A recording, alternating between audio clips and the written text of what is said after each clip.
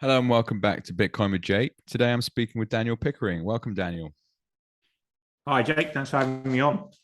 No, absolute pleasure, and thank you for joining. Um, I confess I don't know much about yourself or your business listed reserve, so I'm looking forward to learning about that this evening.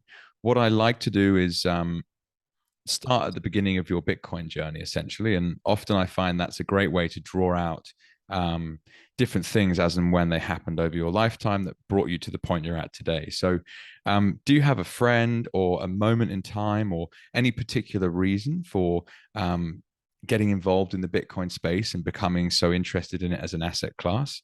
And talk to me a little bit about your journey to the space.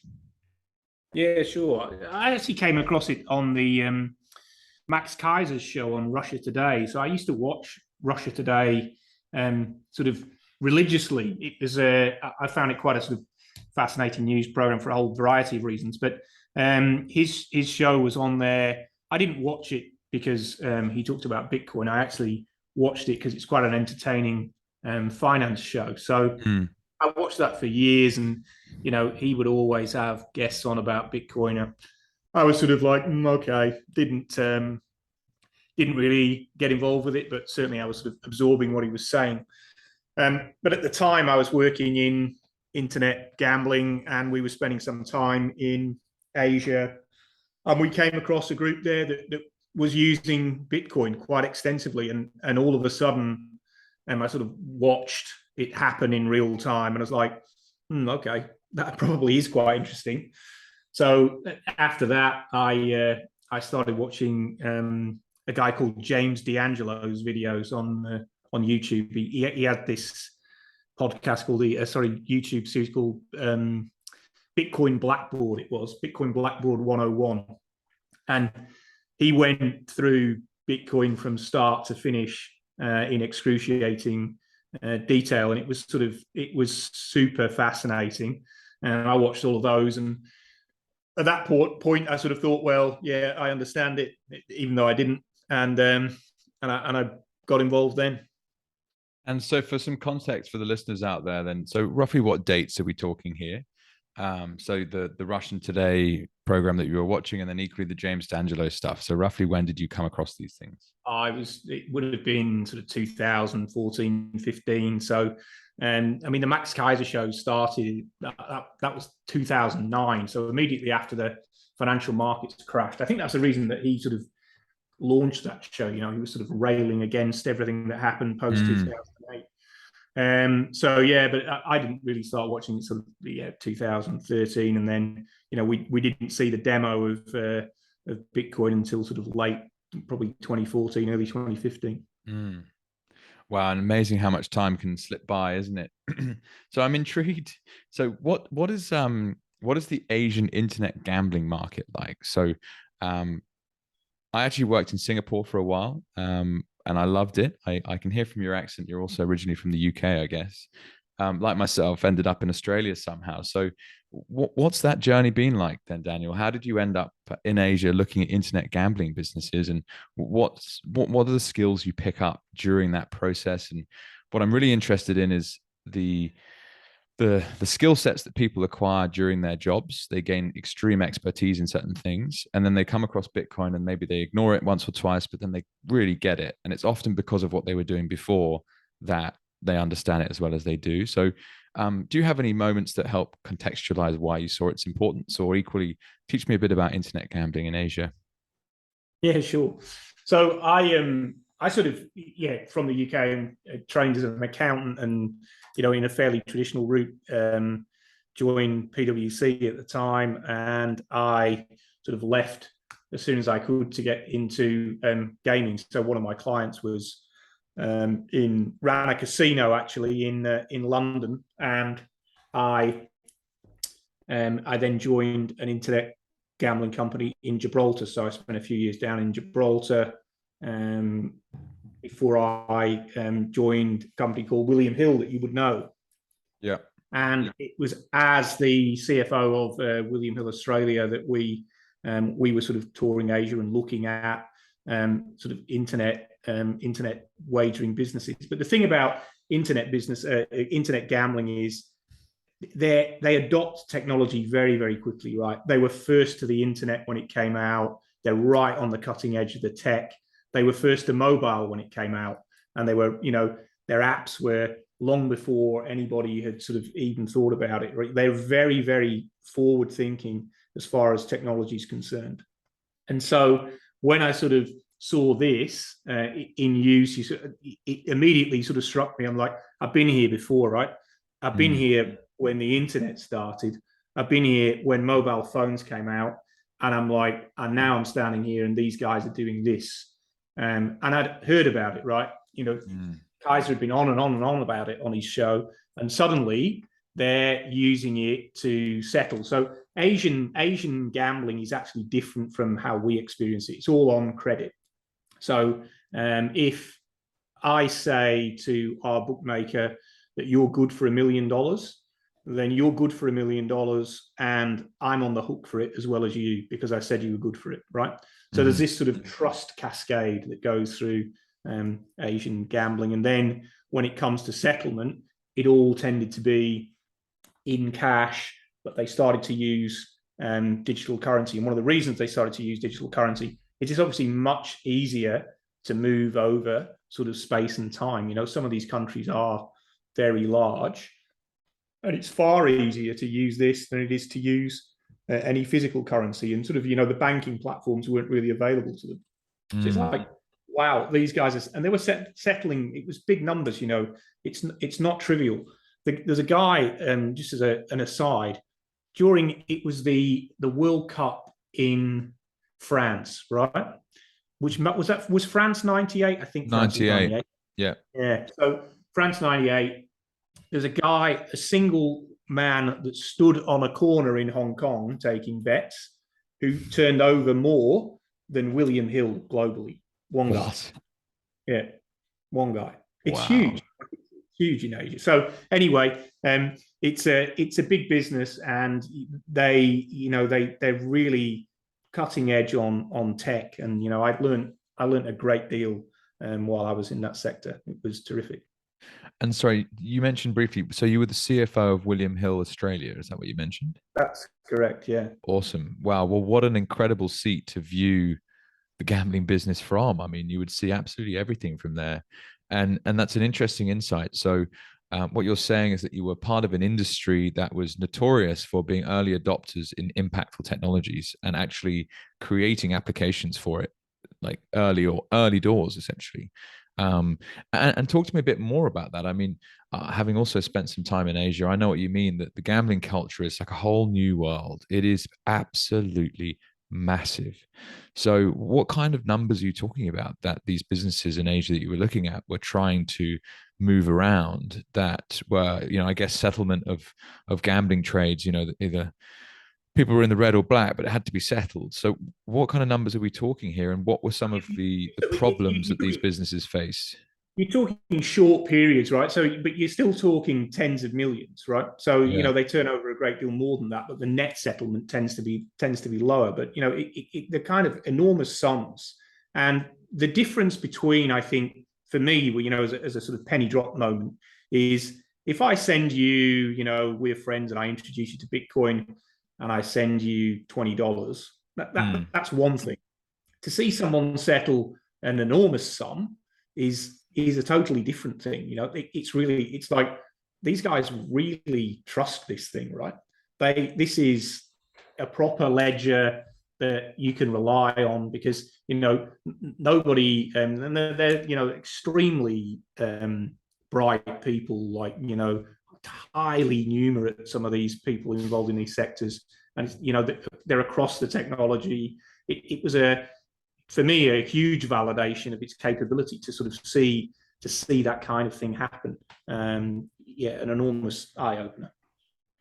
And so some of the, I guess, the problems that they previously had was, they needed to settle $10 million in the next 15 minutes, and they'd have to do that through a traditional banking system that just couldn't handle that. And how long? Just talk to me about some of the very basic problems they were facing. So the transactions were too expensive, or the payment sizes were too big, or it would take too long. and where was Bitcoin superior as a result? But I think, one of the things that you can do with, well, digital currency, particularly Bitcoin, is it's a 24/7 platform, right? There's no, the bank's closed. There's no, your transfer will process in, if you use Swift, it's 4 days, right? It's not an immediate mechanism for transfer. And if you think about when activity generally arises in gambling, it's on a weekend, right? So all of the fun stuff happens when the bank's closed, right? Because otherwise, people at work, no one's putting on sporting matches when people are at work, right? So most of the activity is occurring outside of the time that financial markets are open and they can facilitate that activity. Now, obviously you can do it with cards and all that kind of thing. You can't do it with cards for large sums when you're settling between different bookmaking businesses, right? So they were using it as their sort of net settlement mechanism between bookmakers at times when traditional markets just weren't open. And I think that's one of the big differences between Bitcoin and, say, banking, right? I mean, Bitcoin's got more trading hours up its sleeve now than the NASDAQ.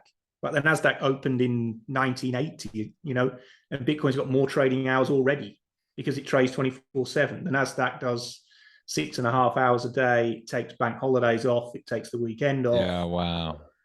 The liquidity of Bitcoin as a comparison to the equities market is just insane, isn't it? Like the lack of regulation, quite rightly so, that's in place. You can just send something to someone on the other side of the world at any moment, essentially. And it is quite incredible going back to those transaction sizes when you sit and you can actually watch the blockchain transactions going through. And some of them are mammoth and they cost nothing. People sending billions of dollars in Bitcoin. It's crazy, isn't it? Yeah, I mean, when you look at, when the blockchain gets quite quiet, and you see the sort of consolidations that Binance do, where they sort of consolidate their addresses, and suddenly you get this tidal wave of transactions all wanting to pay, 1 sat per byte, and enormous the value that they're sort of truing up into accounts. It's incredible. I mean, it's turning over sort of 10 times what the ASX does, 7 days a week, Bitcoin, like at least. So it's a mega beast these days. How interesting. And so, okay, going back to 2014, and you've come across this nascent technology, and it seems to be, very similar to that moment that you witnessed with mobile and that moment that you witnessed with the internet itself. Perhaps we can rewind to those moments. So, what was it like when the internet was first hitting the market, so to speak, and entrepreneurs were building businesses and investors were placing bets and businesses were being built out, and equally with the mobile wave? Like, what were some of the highlights of those moments for you, if you could think back to anything that strikes your mind now? Yeah, I can sort of visualize the sort of early iterations of websites that we built in Gibraltar. I mean, they were awful, really, but people were looking for that sort of way to transact, even though the experience was terrible. Everybody wanted to use the internet. Like, it was amazing for them. I don't have to leave my chair. I don't have to go in a shop. I can just sit here and do the thing that I want to do, right? And so the whole goal of the design mechanism became just make it as easy as possible. And that was, what we spent our time doing. You just got to make it easier and easier and easier, and it got better and better and better. And it was a similar, I think the difficulty when mobile came was, I remember that sort of debate at the time about whether people would do the things they do on the internet and the mobile phone. Certainly wasn't a slam dunk in people's minds, right? There was a big sort of, no one's really going to do that on a sort of, because we had in our heads the old Nokia, right? You remember the old Nokia phone, right? And then the iPhone came out, and it was like, okay, well, it might be possible. The thing that people seem to struggle with is making a sort of technology leap in their mind, right? So we've got, let's say now, right? We've got the iPhone 13. what's the iPhone 20 going to be like? What's it going to be able to do that this thing can't do? And that's what people struggle to visualize with mobile. And there's a big debate: do we spend all the money on the website, or do we spend it on mobile? And eventually, mobile sort of won out, and it was obvious that people would only use the mobile. And why? Because it's just easy, right? It's just easy. And you just see consumers tend towards what's easy. Just give me what's easy. That's all I'm really interested in. And so when you sort of apply that to what you see in digital currency, it's easy, right? Because you don't have to fill in any forms. You don't have to wait for something to open.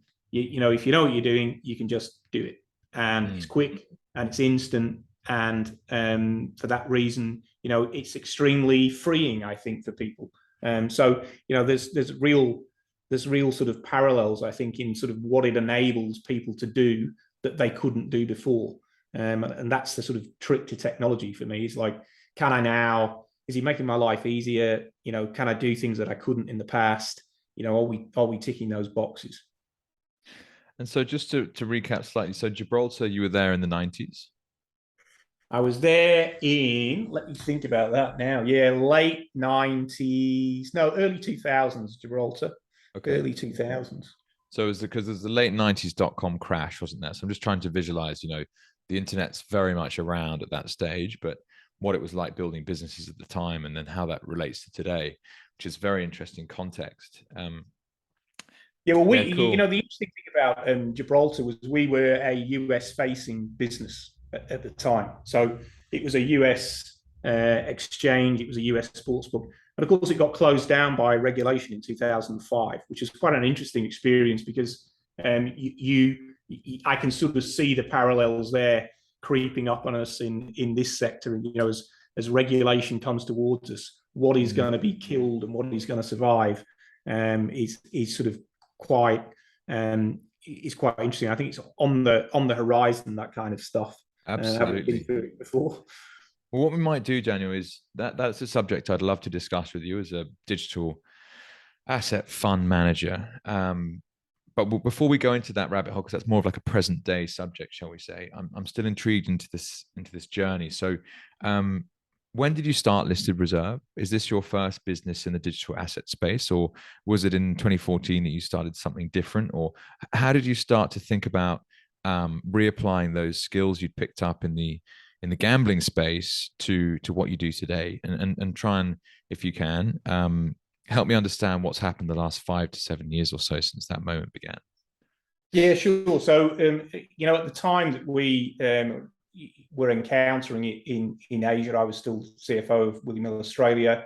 That business we sold in 2018, but we'd already kind of had the idea for a fund. So I'd been introduced to someone who was a sort of venture capitalist in Australia that wanted to help me set it up. And we've launched it in 2018. So, because, we'd seen the sort of use case, I was absolutely 100% convicted on Bitcoin, right? I was very, very confident about where it was going, and, pretty gung-ho. So we launched in, would have been April 2018. Of course, at that point, the market's starting to crash, right? So, we're coming off the 2017 highs. And as we went through that first year of our business at Listed Reserve, asset prices in the sector actually were down 70%. And, our fund finished that year, finished 2018 down 40%. Ouch. It was absolutely brutal. Wow.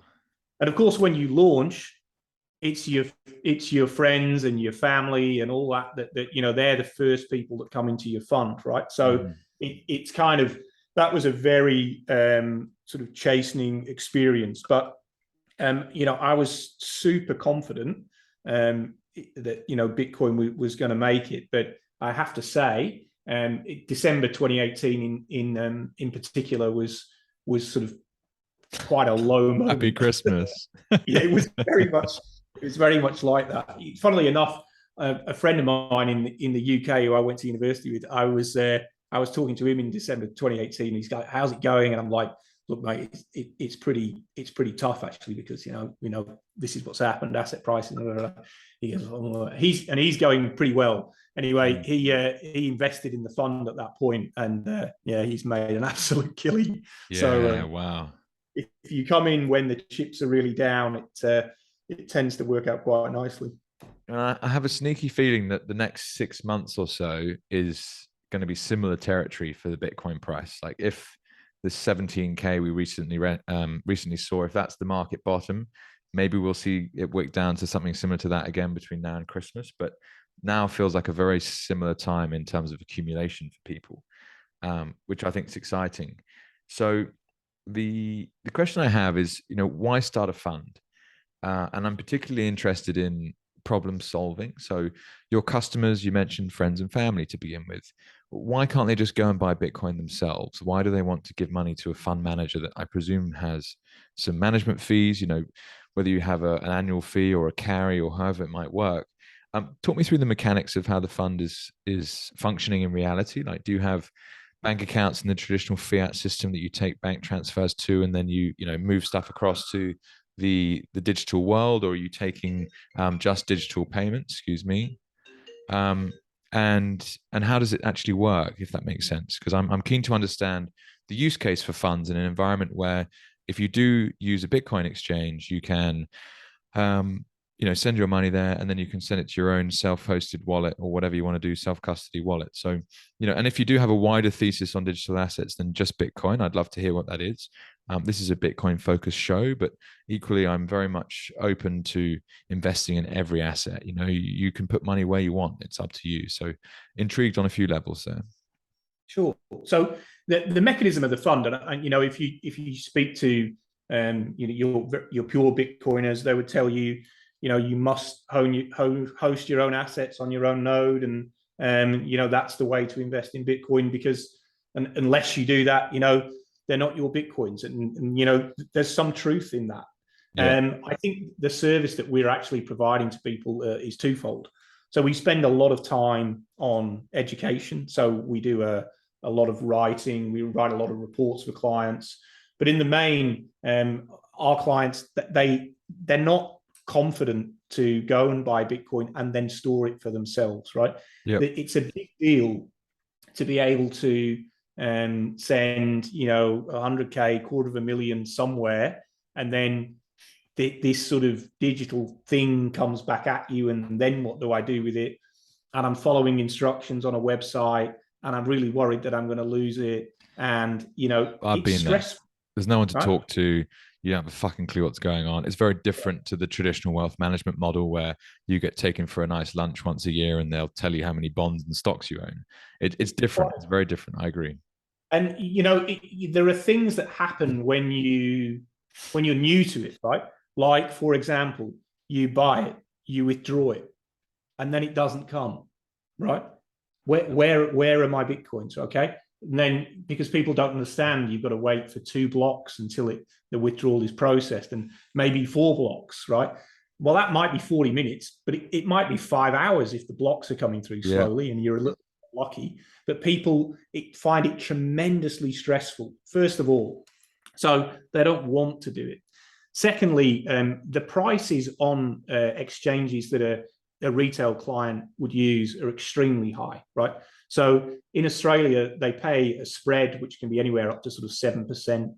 They then, you pay another spread, right? Because you're buying it in Australian dollars. So you generally pay the AU-US spread as well.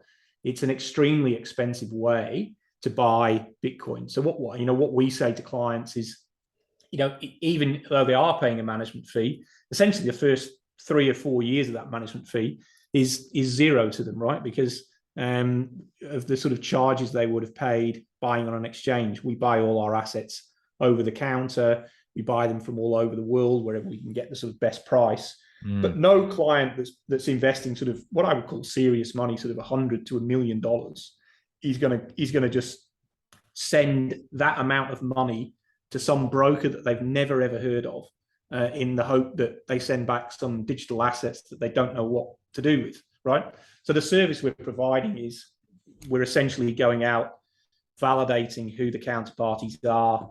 We're custodying the assets for the clients. So we don't actually hold the assets as the manager, right? They're all in custody, and clients feel like, I'm secure and happy with that. And I accept that for a lot of Bitcoiners, that's kind of not the way they perceive things. That they want people to host assets, in wallets and on their own node, etc.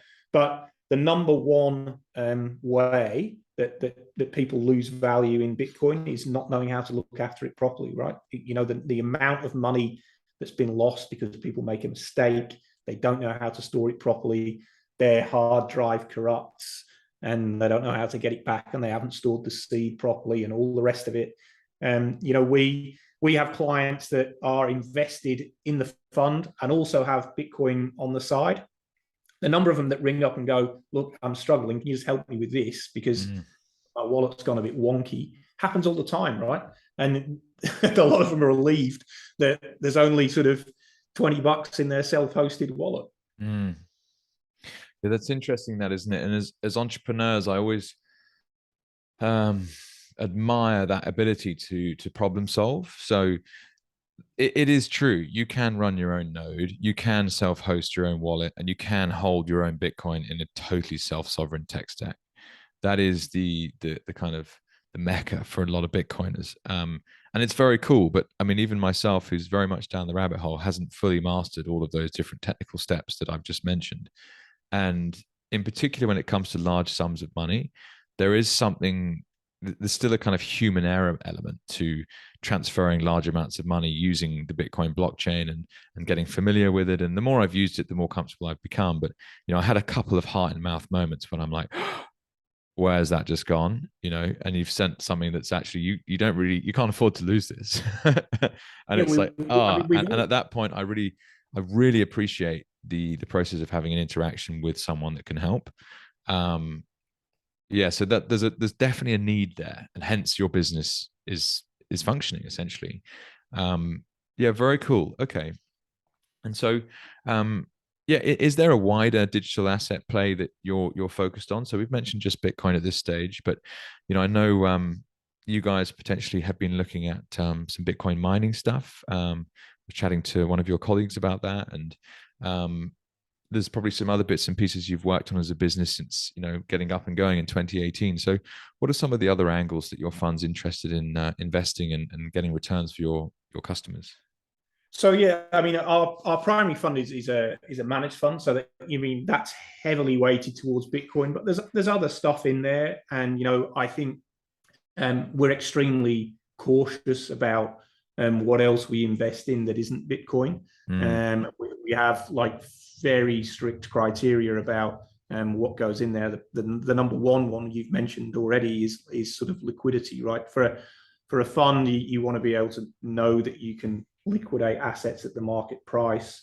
But look, I think there is other value out there in the digital asset ecosystem. I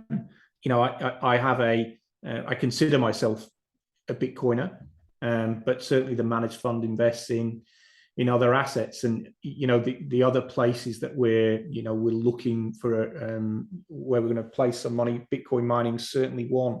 I think the Bitcoin mining ecosystem is going to grow a lot in Australia over the next 5 years, particularly because of the whole sort of the 43% emission reduction target and all the rest of it.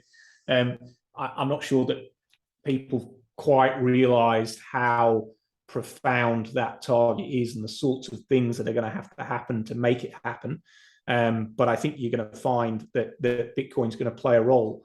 I could give you a few examples, but if you look at, say, Queensland's energy grid, right, they're already stressed out during the day because so many people now have solar panels, right, that there's just a massive surplus of energy in Queensland during daylight hours. Now, that surplus is going to carry on growing, right? And getting rid of surplus energy is not trivial. It doesn't just dissipate into the sky, right? So there's going to have to be some sort of load balancing mechanism that comes along actually to support the sort of renewable grids that they're going to build. Now, you see it in Texas with their sort of ERCOT system. You see all the Bitcoin miners down there. I think we saw a very good test of it a few weeks ago, where it got very hot in Texas, and the Bitcoin miners just turned off their systems and stabilized the grid. Right, that's the theory. I think that works equally well in Australia, which, and probably it's going to become even more compelling now that we're into the sort of 43% reduction land. So we're looking quite closely at some investments in that sector as well, which I think it will really boom in the next 5 years. And what I like about that idea, in a sense, is not just the business case. I've looked into myself and this idea of demand side response. I had a startup in London a few years ago where we were trying to work something in that space. So I got a bit of familiarity with the energy market from that perspective. But to talk more from a fund angle, there are people out there with money, and there are often people out there with money that don't know what to do with it. And it's a case of like trying to find a home for that. And if you become an expert with a specific angle, like what you're talking about, then people come to you. And I think that's really exciting for building businesses. What are some other high level areas that you will look to place funds in the future, if there's any potential investors out there listening to this? Like, what else gets you excited, or is it really just still a predominant Bitcoin play? And what I'd like to circle back to as well is just some of those comments that you made about regulation and historically some of the business in Gibraltar that got shut down due to regulation. But just, firstly, where are some of the other kind of growth areas or particular high level points you might look at with the fund? And then we'll get onto the regulation piece. Yeah, well, some of the other assets that we're interested in the fund, I like what we call closed loop ecosystems, right? That's how the investment committee generally describes them. So where we see an asset that lives in a closed loop, we get a little bit more interested in it. An example would be Binance. You'd be familiar with the exchange. Their own token BNB, which kind of exists and is embedded within that system, right? So if you use their system, it's a lot cheaper for you to pay fees, etc., with their native token, right? And that native token has been embedded in everything that they do since they launched. I think they've done a terrific job with that. And I see that use case. I see a profitable business, and we can sort of compute an investment case around assets like that, right? So because you've got a very strong business and you've got a very compelling use case for the asset that's embedded, right?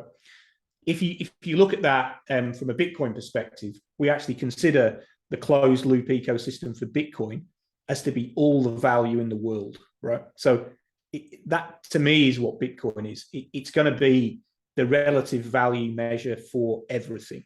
Okay, so that its sort of potential market's enormous, but there's plenty of other ecosystems that are closed loop. So Bitcoin's closed loop is the whole world, and Binance's closed loop is its little exchange. But then there'll be loads of other closed loops, like video games, right? So are there going to be economies inside video games? There are going to be economies inside video games, right? And are those currencies going to be interesting, particularly if they're like I say, if they exist in that closed loop and the whole ecosystem uses it?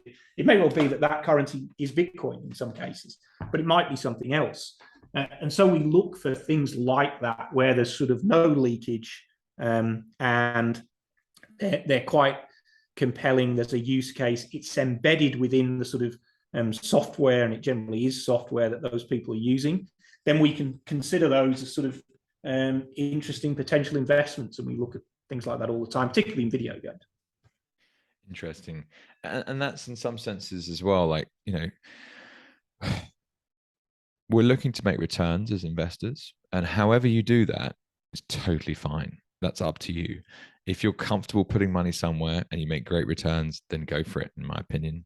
So there are two questions. One I've already mentioned. There's a second I'll come to after that. So we touched on regulation, Daniel. So just to cycle back. So in Gibraltar in 2005, you were part of a business that got shut down due to regulatory changes. that experience you felt was kind of mirrored today, where you feel that the regulatory environment is getting stronger and potentially some big moves coming in the near future. Talk me through how you're seeing that. Well, there's a pretty good recent example actually with Tornado Cash, right? You know the Ethereum mixing service that the US essentially blacklisted 2 weeks ago, right? Yeah. Now, that was to me fascinating because two things happened, right? First of all, they closed it down and they blacklisted all the addresses, and they said, you know, look, the North Koreans are using it to launder money, and I've got no reason to disbelieve them, right? So that was not such a big surprise. What perhaps was surprising then was throughout that whole Ethereum and DeFi ecosystem, the way that the dominoes fell so very quickly, of everybody complying with the OFAC regulations. So Coinbase, Aave, Binance, they all fell into line. And it sort of revealed pretty quickly that that ecosystem is not that decentralized, right? And it seems to me that it's been very easy for the US government to just essentially censor Ethereum, which is what they've done. And you know, when we sort of look at the way that Ethereum's traveling, it's going to proof of stake next month if everything goes well. And if you look at the sort of what's staked on that beacon chain, three entities, right, control 60% of the staked assets. So it's three phone calls for the US government to say to Ethereum, just double the supply for us, will you? Yeah. Yeah. Right. It's they've essentially been sort of penetrated by the US government via Tornado. It's really fascinating, right? And it's, I think for Bitcoin people, it's extremely positive that Ethereum's moving to proof of stake, because all these arguments that we see on sort of Twitter about it and all the rest of it, we're now going to see the difference, right? It's the two biggest assets in the space. They go head to head with different consensus mechanisms. And one of them hasn't even got to the new consensus mechanism, and it's already struggling with regulation, right? It's very, very interesting. And I think, you know, Bitcoin is sort of well placed for the long term to kind of resist that kind of thing. It's been through multiple tests now where you've had the sort of the big nightmares that we all feared. So the 2017 fork wars, which was a nightmare.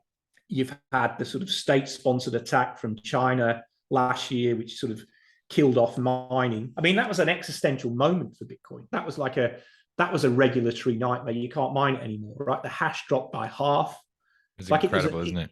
Yeah. And the comeback, the engineering feat to move that much hash rate in such a small space of time is like, it's breathtaking stuff, right? So I think, you know, you're sort of seeing one asset sort of smash through regulation, and another one is sort of slowly slipping into the claws of regulation, right? And it's going to carry on happening like that.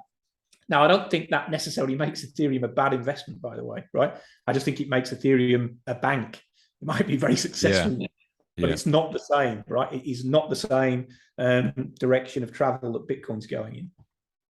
So I did a period of time. So I worked in the startup space and I was angel investing. So I was looking for early stage equity investments, and with the potential for, you know, breakout growth. And I worked with an angel investment syndicate in London, and, you know, they helped due diligence a load of businesses, and it was a really fun time actually. And I had my first exit at the start of this year. It was the 3x within 3 years, which is exciting, but, you know, nothing crazy. But what it taught me was how to due diligence ideas, how to look at people, how to consider markets, and how to diversify when you're taking risk at such an early stage. But most importantly was to kind of leverage other people's research. So it's totally okay to listen to someone that you respect, that has deep expertise in an area, who's put money into an early stage company, to go in alongside them, because their idea of the success that company might have due to their experience is much richer and deeper than yours will ever be. And you can potentially share in that upside, but you know you have limited downside. When I really first started taking proper attention of Bitcoin, in 2020, having owned some for a few years, it was largely with Michael Saylor. Like I'm a big Saylor advocate, as most of us are in the space, and watching a stock listed company smash by $400 million worth of Bitcoin with a legal department, with an accounting department, you name it, to say, no, you can't do this. And he did it anyway. It was a hugely legitimizing process. And I remember a specific YouTube video with Raoul Pal, who's taken a turn in a different direction, but it was called Bitcoin Infiltrates Corporate America. And it was this amazing 2 hour long YouTube with Michael being interviewed. You think, wow, this is crazy. But the point that he made, even in that particular show, was, Bitcoin is completely clear at what it does. It is a proof of work mechanism that is decentralized and is a potential bearer asset that can be used instead of gold in the digital realm. It will displace central banks, whereas Ethereum is messing around with proof of stake and not quite sure what it is at this stage and is more akin to a startup investment. So that's how I kind of see the two differences. It's one is almost like a commodity, i.e. Bitcoin. And then everything else in the crypto space is much more akin to buying early stage equity positions in companies that are very, very risky with board members and teams and business plans and changing ideas constantly, essentially. I don't know if you have a similar view to that, but it kind of chimes with what you were just saying, essentially. Yeah, I mean, I sort of stare aghast sometimes at Twitter, which I love, by the way, and it's good fun. I follow, all the Bitcoiners, and I look at it when they're sort of jumping up and down, going crazy about whatever Ethereum's up to. I'm like, well, you should be delighted, right? Ethereum is essentially has run every single test of things that people say you should do that with Bitcoin, you should do that with Bitcoin, right? And it hasn't worked, right? Bitcoin just carries on doing whatever it's doing. And it's like every other asset, and not just blaming Ethereum, but every other asset tries the sort of crazy stuff and it doesn't work. And so you've got all these test cases out there. They essentially validate the Bitcoin model, right? We should be delighted. And I think especially delighted at the move to proof of stake, because Ethereum's going down a road. No one's gone from one to the other. And they're going down a road that's going to validate a lot of the arguments that people have made over the sort of last 10 years. So I think there's a lot to be grateful for, that there's this asset out there that's sort of running all these tests. And let's not forget, Ethereum brought Tether, right? And Tether's been tremendously helpful in the development of Bitcoin, right? It's much easier for people to interact and trade in and out of Bitcoin with Tether. And, for the most part, Tether ran on Ethereum. So I think there's lots to be grateful for, even if you hate it and think it's going to fail and, you would never invest $1 in it. I think it's performed a tremendous service of Bitcoin. I think it will continue to as well. Yeah. So, and on that note, I had a question come from DeLeon on Twitter. So I asked if anyone had any questions for you, and he says, ask him about maximalism, good or bad. I assume he's referring to Bitcoin maximalism. So do you have an opinion on that, Daniel? Well, maximalism. Is there another kind other than Bitcoin maximalism? I haven't heard of one, but I assume that's what he's talking about. Yeah. Right. Well, actually, I think that the maximalists play a sort of really important role, I have to say, right? You need people, and many of them have a tremendously deep understanding of Bitcoin. Like the first, right at the top where I, was talking about Max Kaiser when I watched Russia Today, right? He is a Bitcoin maximalist, right? And he's gone on his own journey. Right now, he's off sort of with nation state adoption in El Salvador. But a lot of the people that I've learned a tremendous amount from are Bitcoin maximalists. And I think on the whole, they do a tremendous job educating people about what's right and what's wrong. Now, clearly, they sort of aggressively call out what they think are frauds as far as other assets are concerned. But, I think you need people to advocate, right? You need people to go out there and say, this is why this works, this is why this is a good thing, etc. And some of them have such a tremendously deep understanding of Bitcoin. I mean, you've had some of them on your show. They understand it really well. And my experience has been, I've learned the most from those people.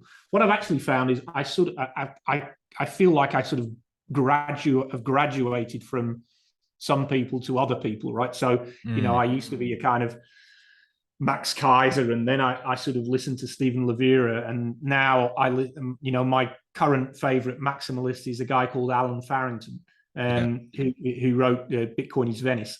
I think he's absolutely brilliant, right? The book's brilliant, hard to read, but it's absolutely brilliant. And there's some tremendously intelligent people that would identify as maximalists. It obviously has a bit of a downside, and it can sort of descend into horribleness on Twitter and attacks on individuals and all the rest of it. But Twitter's a pretty rough playground for ideas. I think that's why it's great, but because you go in there, if you say something stupid, you're just going to get slaughtered.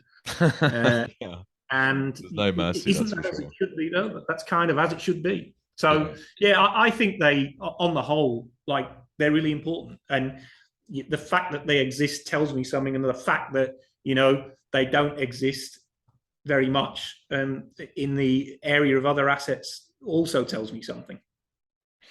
I have to confess, I find myself in my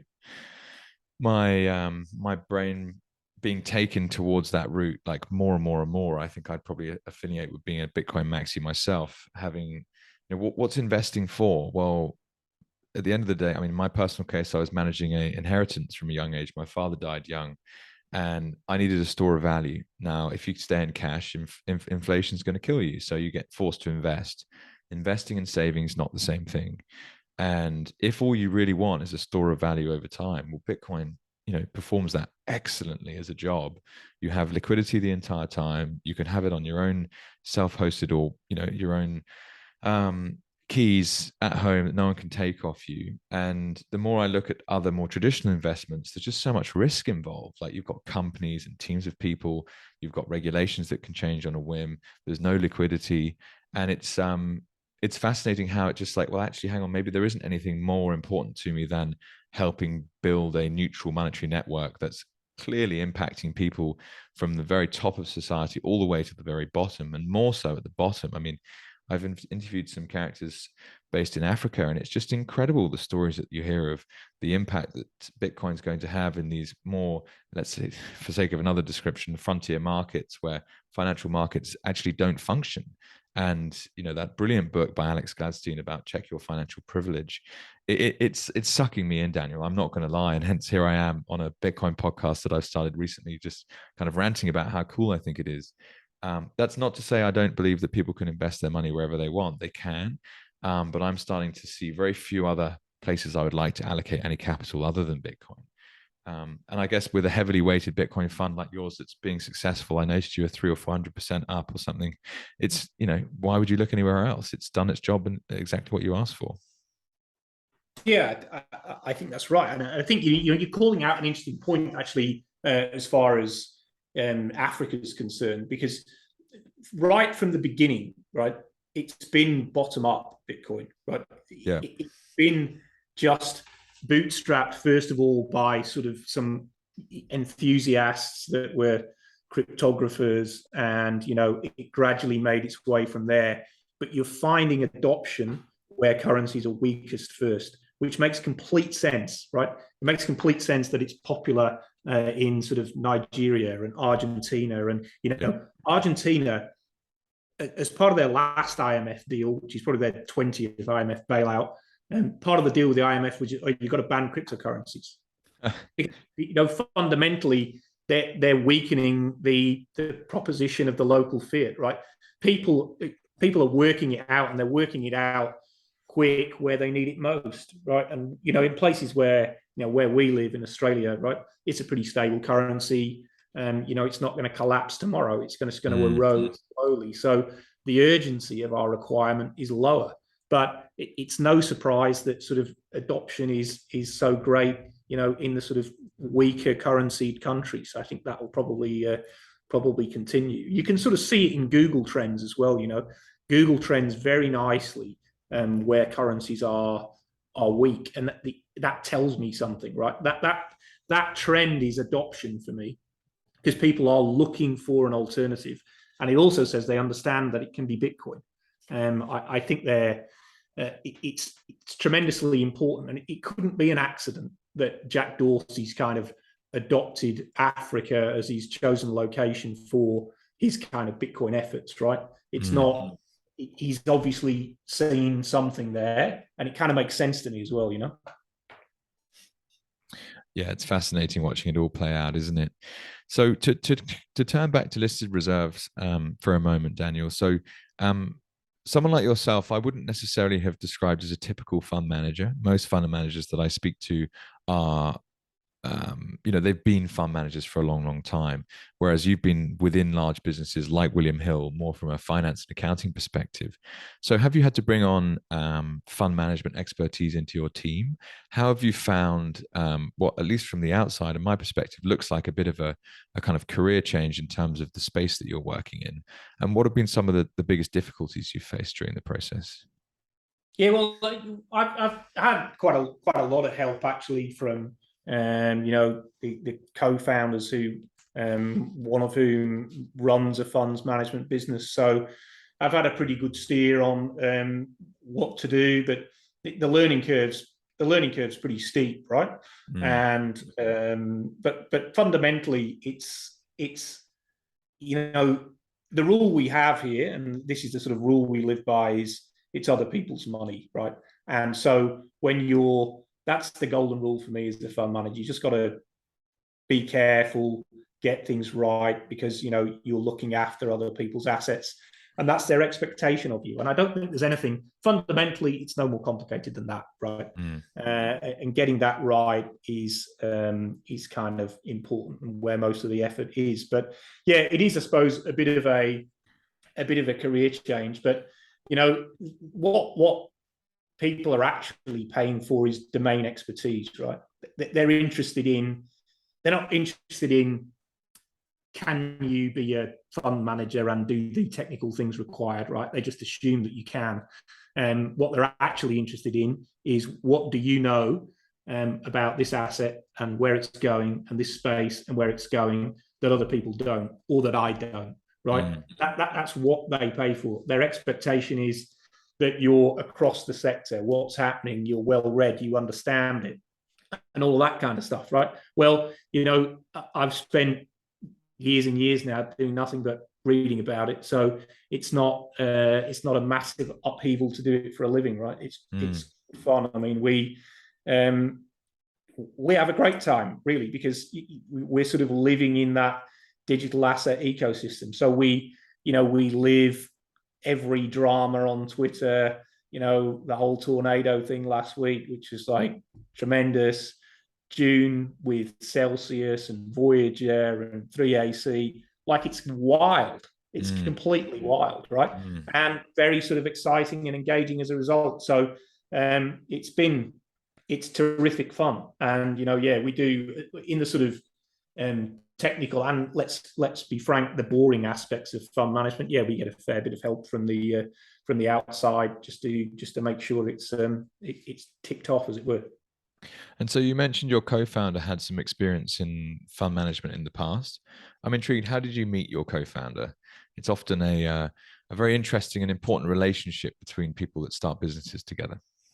Yeah, well, it was introduced by a friend who said, he's sort of basically venture capitalist, and he's really interested in the digital asset space, and so wants to launch a business. And so I was just introduced by a friend who actually also worked at William Hill, who put me in touch, and we sort of spent like a fair while going back and forth around the idea and all the rest of it.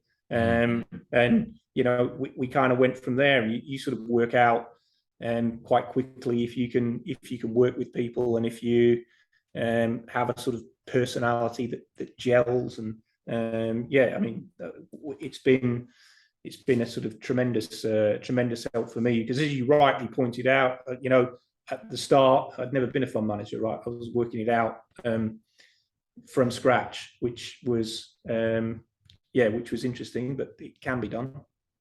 Well, I love that. That's what it's all about, though, is fuck it, I'll work it out. That's well, to be honest, a fairly uncommon trait. It seems to be one that's fairly common within people I speak to in the Bitcoin space, and it's largely one that um, it kind of reverberates through the characteristics of the type of people that have gone down the rabbit hole and have adopted Bitcoin in a meaningful way. So fuck it, I'll work it out is one like um let's say like a get up and go type mentality, but the other is then the ability to take risk, and the third being having faith in their decisions. So people just go, okay, this is risky, but I absolutely believe it's the right thing to do, so let me figure it out. And that kind of combination, I think, is fascinating. It's happening all over the world to all these different people. And my podcast is a very, very small microcosm in what is a cultural revolution in a sense. It's quite amazing. Well, listen, Daniel, thank you so much for sharing this hour with me today and sharing your journey. I wish you all the best with Listed Reserve and growing the fund and the business over the years to come. If people want to reach out and get in touch, what's the best way of doing that? Yeah, just on our website there, you can ping us, and I think it's info at Listed Reserve, and we'll get back to you. And you can, yeah, we've got a weekly newsletter that's actually quite popular, Money Bits, which people tend to enjoy. It's a bit of a tongue-in-cheek look at what's gone on over the course of the week. So that's there as well. If you just want the sort of information and the learnings, that's probably a good place to start. Wonderful. All right. Well, thank you so much for your time tonight, Daniel. Thank you. Thanks a lot, Jake. Bye bye.